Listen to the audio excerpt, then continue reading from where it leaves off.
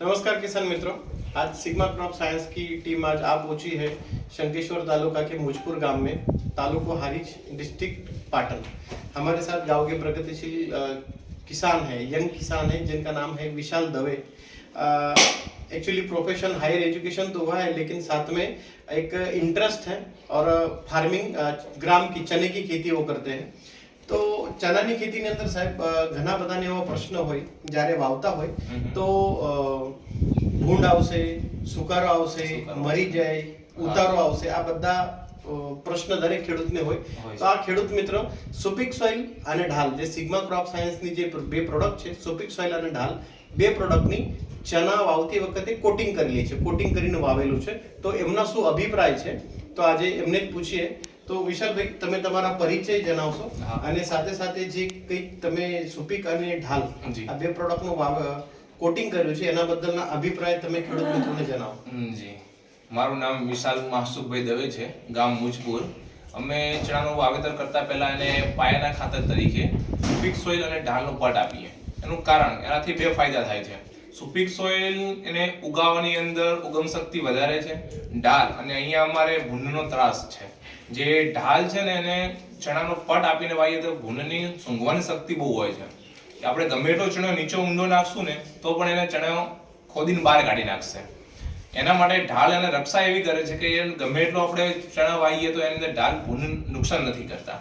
અમારે મેન ત્રાસ એ ભૂંડનો હોય છે અહીંયા. અને સુપિક સોઇલ છે એને પર એક મણ ચણાએ આપણે 100 ગ્રામ સુપિક સોઇલ અને 100 ગ્રામ ઢાલ આવું અને ચણાનો પટ આપી. પટ પણ કઈ રીતે આપવાનો, એને હાથ નહીં અડાડવાનો. હાથ અડાડ્યા કરતા આપણે એક સ્પ્રે, દવાનો સ્પ્રે કરવાનો પંપ હોય છે, એની અંદર પાણી નાખી અને 100 ગ્રામ ઢાલ અને 100 ગ્રામ સુપિક સોઇલ નાખી દેવાનું.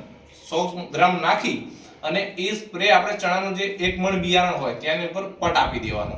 એ પટ આપશું અને એને કમ્પ્લીટ હલાઈ દેવાના. હલાઈને પછી આપણે ઓટોમેટિક પેણીની અંદર વાવશું તો ઉગમ શક્તિ પણ સારી રહેશે અને બીજો કે ભૂંડનો પણ ત્રાસ નહીં રહે. હવે વિશાલભાઈ, તમે આવી રીતે કર્યો, જી, કદાચ તમે કર્યો હશે તો તમારા બાજુવાળાએ આવી વસ્તુ ના કરી હોય તો તમને આ બેની અંદર કોઈ તફાવત લાગી? કેમ કે ભૂંડનો પ્રશ્નને લીધે ઘણા બધા ખેડૂતોને હાલની પરિસ્થિતિમાં નુકસાન થયેલા છે. તો બાજુની અંદર તમને એવો કંઈક ફરક છે? મારી બાજુમાં જ ખેતર છે. મેં ગણો ને 45 વીઘાની અંદર ચણા વાયા છે. 45 વીઘાની અંદર મારે કોઈ પણ જગ્યાએ ભૂંડને બગાડ કર્યો નથી. અને એક્ઝેક્ટ મારે ખેતરની તારની વાડ છે, તારની વાડની બાજુમાં જ એક ખેતર છે ભાઈનું. મારા ખેતરમાંથી જેવા ભૂંડ નીકળે તો ખરા, ભૂંડ નીકળીને બીજાના ખેતરમાં જાય તરત જ ખોદવા માંડે, ચણા કાઢવા માંડે, બગાડ કરવા માંડે. મારા ખેતરની અંદર કોઈ પણ જગ્યાએ ભૂંડે બગાડ કર્યો નથી. એટલે તમારા ખેતરમાં ભૂંડ આવેલા ખરા, પણ બગાડ્યું નથી. વચ્ચેથી નીકળે ખરા પણ બગાડ્યું નહીં, ક્યાંય આમ માર્યું નહીં, એમ કહેવાય ને ચણા બહાર કાઢી નાખે, એવું નથી કરેલું. ઓકે, એટલે ખેડૂત મિત્રો, ખરેખર આ ઢાલ, સિગ્મા ક્રોપ સાયન્સની ઢાલ એક એવી પ્રોડક્ટ છે જે તમે કદાચ તમારા પાકને ભૂંડથી બચાવવું હોય તો તમે આ ઢાલ પ્રોડક્ટનો 100% ઉપયોગ કરી શકો છો. અને ઘણા બધા લોકોનો અત્યારે વાવેતરનો સમય ચાલે છે, તો જે લોકોનું વાવેતર બાકી હશે તો સુપિક સોઇલ અને ઢાલ બે વસ્તુનો પટ મારજો, જે તે કરીને તમારા બગાડ ઓછો થાય. અને સાહેબ, સુપિક સોઇલ તમે ગયા વર્ષે પણ લાસ્ટ 2 વર્ષથી ઉપયોગ કરું છું. એનો ચના ઉતરવાના પ્રશ્નો લોકોની અંદર ઘણું બધું હોય. હા, ગઈ સાલ પણ હતા અને આ સાલ પણ ઉતરવાનો પ્રશ્ન તો ઘણે છે, પણ મારા ખેતરની અંદર ખૂબ જ નજીવો પ્રશ્ન છે. 1% જેવો ક્યાંક છોડ ઉતર્યો હોય, બાકી કોઈ જગ્યાએ છોડ ઉતરતો નથી. સુપિક સોઇલ વાપર્યા પછી તમને ઉત્પાદનમાં કંઈક ફેર લાગે છે?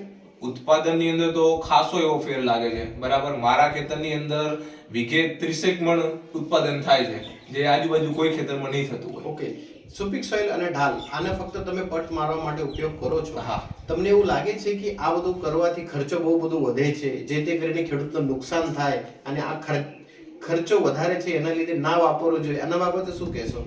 જો ખર્ચામાં તો જોવા જશું ને તો ઢાલની એક બોટલ 500 રૂપિયાની આવશે અંદાજિત.